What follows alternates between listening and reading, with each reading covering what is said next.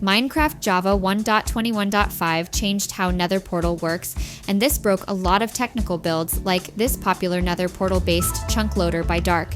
I need a working Nether Portal-based chunk loader for my hostile mob switch, so I decided to design my own.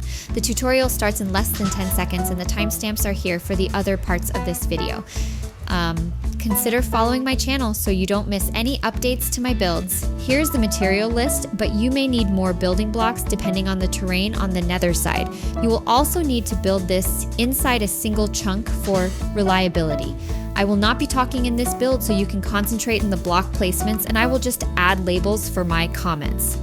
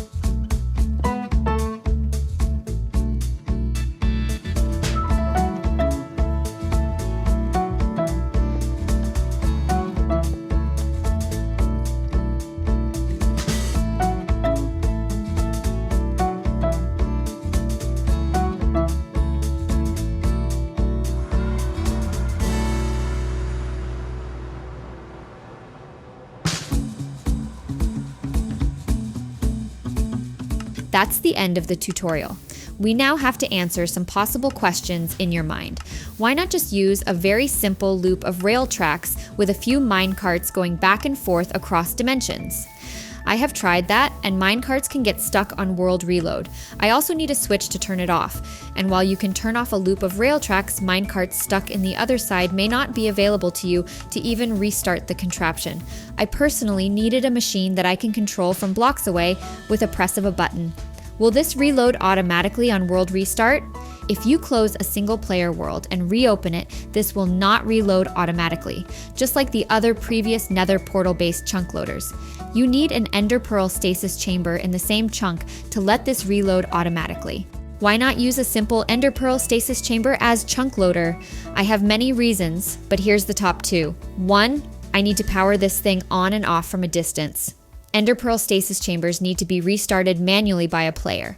2, Ender Pearl stasis behaves differently in terms of redstone ticking, mob AI, and lazy chunk loading. I tried to use Ender Pearl stasis for my hostile mob switch and it only loaded the chunk it was on, not the lazy chunks my hostile mobs were located. Will this work in Bedrock Edition? I am a Java player, but let's build this in Bedrock anyways. Nope. Entities don't even load the other side. And that's a problem on top of this rails not allowing me to place them properly, and the minecarts getting burned in the lava. If there are still unanswered questions in your mind, feel free to comment below and I will try to reply. Be sure to check the description for any update, and while you're at it, consider subscribing so you don't miss any update to this build. I am Expensage. See you in the next one.